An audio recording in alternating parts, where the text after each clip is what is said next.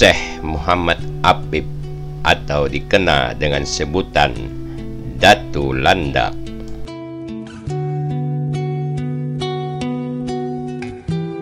Beliau dilahirkan di Desa Dalam Pagar, Martapura, Kabupaten Banjar, Kalimantan Selatan.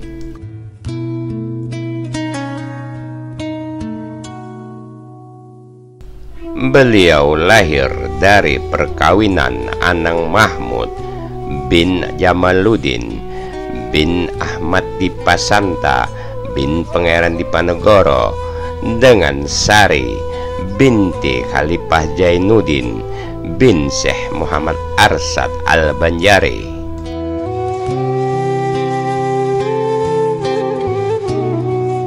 Jadi beliau adalah buyut Pangeran Diponegoro dan buyut Syekh Muhammad Arsad Al-Banjari atau Datu Kelampaian.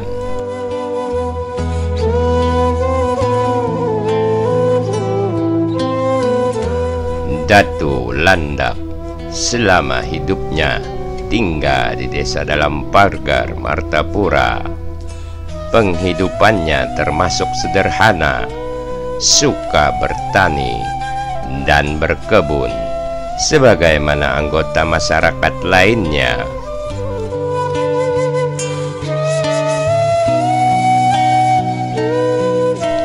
Di samping bertani, beliau juga suka berdagang jamu-jamuan seperti majum, dupa, garu. Beliau berdagang tidak hanya di satu tempat, tetapi lebih sering berjalan ke sana kemari sambil mencari ilmu. Kadang-kadang beliau juga pergi tidak dengan sepengetahuan keluarga, dan terkadang beliau pergi selama bertahun-tahun dengan tujuan berkhalwat di tempat yang jauh dari manusia dengan suasana sepi untuk memohon kepada Allah agar diberikan ilmu dan petunjuk.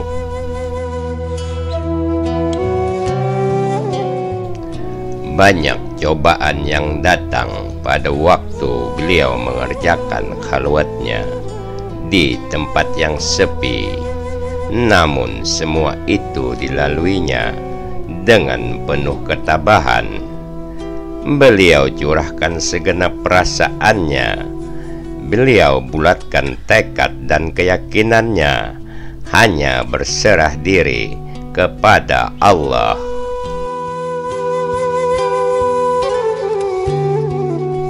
Dengan hanya mengharapkan limpahan kekuatan dan keagungan asmanya, karena beliau yakin tiada yang dapat menandingi kekuasaannya, ketinggian ilmunya, dan keagungan asmanya. Apabila ia berkehendak di saat apa saja, di mana saja, dan kepada siapa saja yang dikehendakinya, maka jadilah.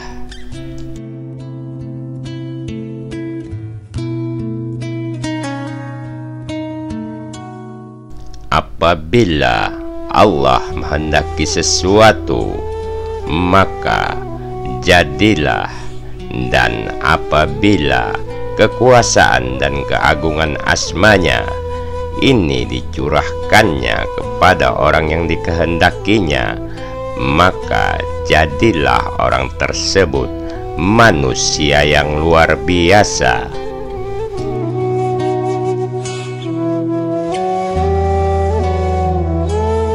Untuk mendapatkan keredaannya inilah kita harus menjalani proses yang sangat panjang dan penuh liku. Bahkan rintangan dan halangan yang bertubi-tubi datangnya, serta memerlukan kekuatan mental dan penuh kesabaran serta istiqamah. Inilah amaliyah yang banyak dimiliki orang-orang zaman dahulu, kebal bukan karena makan untalan, atau bukan karena mandi dengan dukun agar semua orang menjadi tunduk, tetapi adalah karena keyakinan kepada Allah, mengharapkan keredaannya, beramal dan berkhaluat, berserah diri kepada Yang Kuasa, serta istiqamah di setiap saat, serta selalu musyahadah dan murakabah.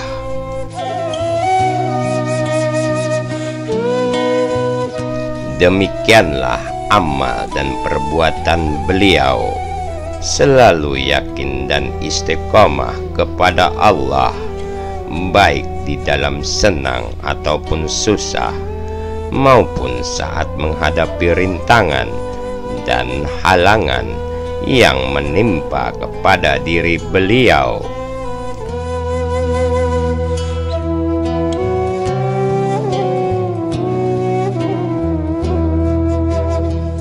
Pada tahun 1896 atau tahun 1314 Hijriah, timbullah inisiatif dari kalangan tokoh-tokoh masyarakat dan para alim ulama serta kaum hartawan untuk membangun masjid.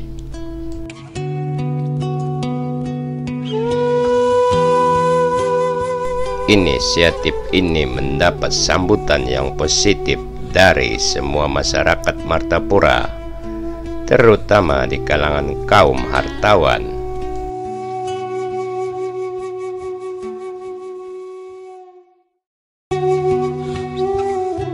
Pelopor yang terkenal adalah Haji Muhammad Tahir, terkenal dengan sebutan Datuk Kaya dari Pesayangan, dan Haji Muhammad Natsir dari Kampung Melayu Martapura.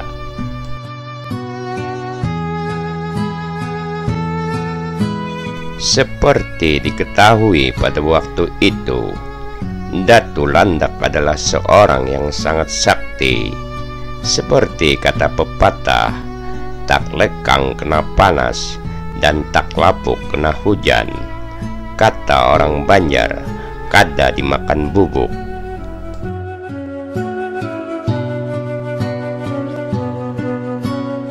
Maka diberikanlah kepada beliau kepercayaan untuk mencari kayu ulin di hutan Barito yang akan dijadikan tiang utama pembangunan masjid tersebut.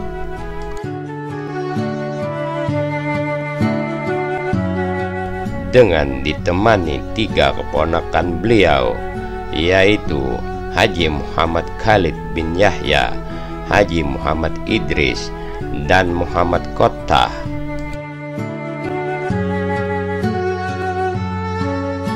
Maka berangkatlah 4 orang tokoh tersebut pada malam hari. Keempat tokoh itu pergi menuju hutan belantara yang penuh bermacam-macam rintangan, terutama binatang-binatang buas dan penghuni suku lainnya.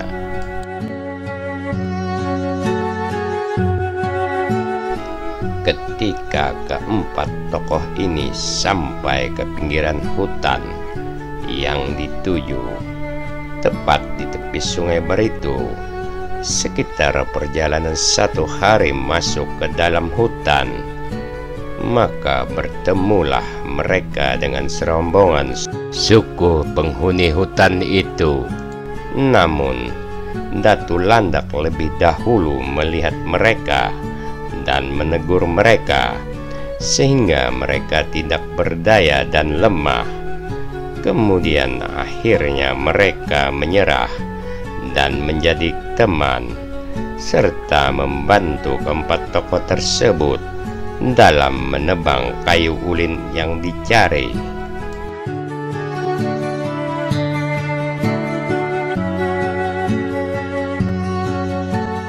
Sesampai di daerah hutan kayu ulin yang banyak dan besar-besar, Maka rombongan pun beristirahat sejenak untuk menghilangkan kelelahan dan keletihan karena jauhnya perjalanan.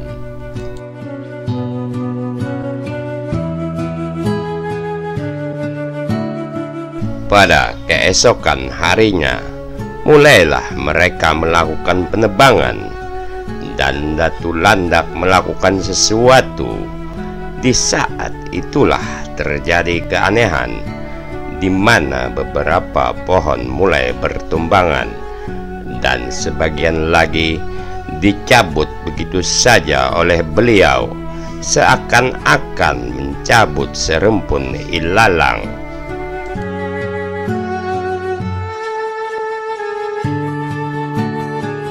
Setelah banyak batang-batang ulin terkumpul, baik besar ataupun yang agak kecil, kemudian mereka beristirahat sebentar. Adapun bekas akar ulin yang besar-besar, banyak yang menjadi danau, dan di tengah-tengahnya terdapat serumpun bamban yang berputar, sekarang disebut Bamban Beredar.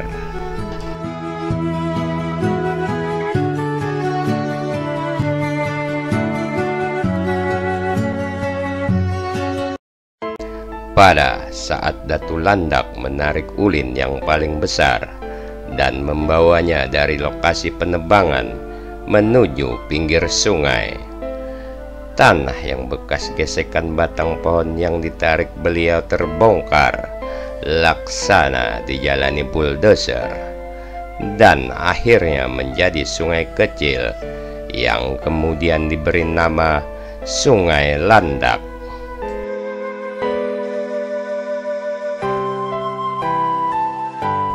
Begitu juga batu-batu bertebaran yang diiringi oleh permata intan yang banyak sekali. Intan-intan itu dikumpulkannya kembali dan ditanam kembali di sekitar tempat itu, dan di sekelilingnya beliau beri pagar dengan 4 rumpun bamban yang warnanya 4 macam pula.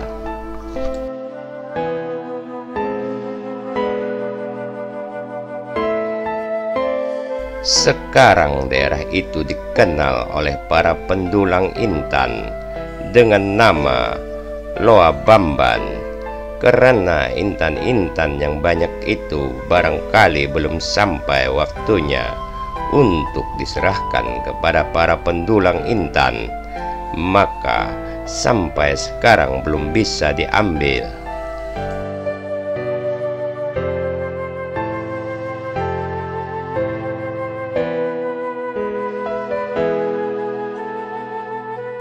Datu Landak sendiri pernah mau mengambil intan yang paling besar di antara intan-intan yang bertebaran itu. Tiba-tiba terdengar bisikan suara di telinganya, "Jangan salah niat, nanti anak cucumu saja yang akan mengambilnya."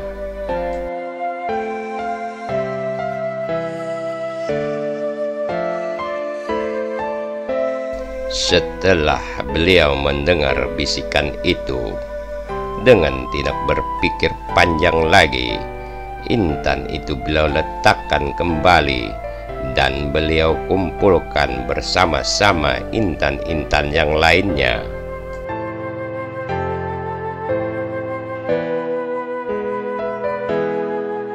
Dalam beberapa hari, batang-batang ulin dan batang pohon lainnya sudah habis dibawa ke pinggir hulu Sungai Barito yang jumlahnya sebanyak 41 batang.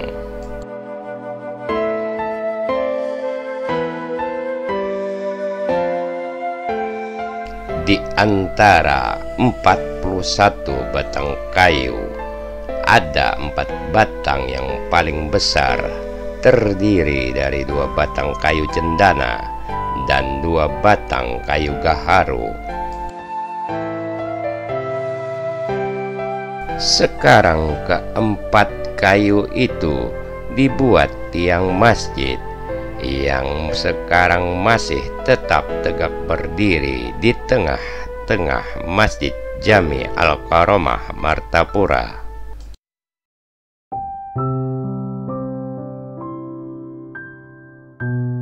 Setelah semua kayu itu dirakit dan dihanyutkan ke sungai, segeralah empat tokoh itu berpamitan pulang membawa kayu tersebut dengan mengucapkan terima kasih kepada orang-orang yang ikut membantu mereka.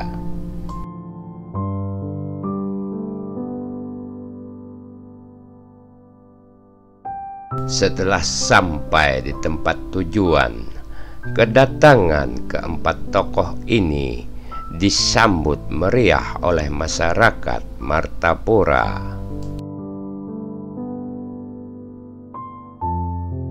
Setelah beberapa waktu lamanya dan persiapan sudah lengkap dan waktu yang baik dalam upacara mendirikan tiang sudah disepakati oleh panitia, bertepatan hari Minggu tahun 1897 Masehi atau 10 Rajab 1315 Hijriah, didirikanlah keempat tiang guru tersebut dengan upacara yang cukup meriah.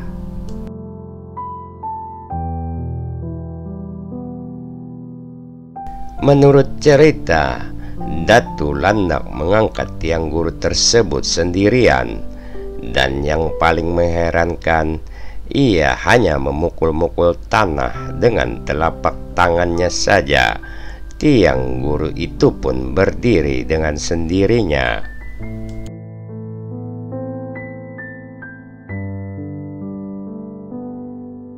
Semua masyarakat yang melihat peristiwa itu terkagum-kagum dan berucap, "Subhanallah, inilah kekuasaan Allah.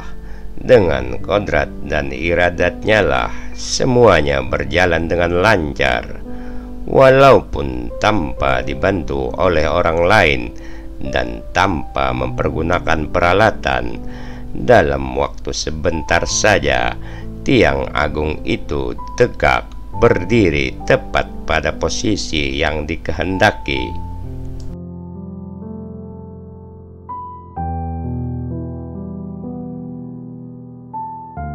Sekalipun sudah beberapa kali diadakan renovasi atau ditambah bangunan, namun tiang itu yang disebut tiang guru tidak ada yang berani merubah atau memindahkannya dari tempat semula.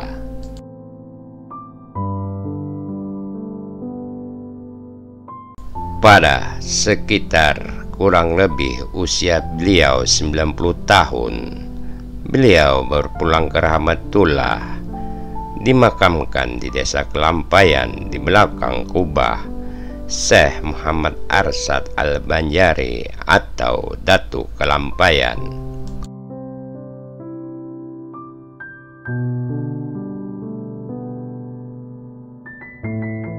Demikianlah kisah yang beredar di masyarakat. Atas salah dan semua kekurangannya, banyak-banyak minta maaf.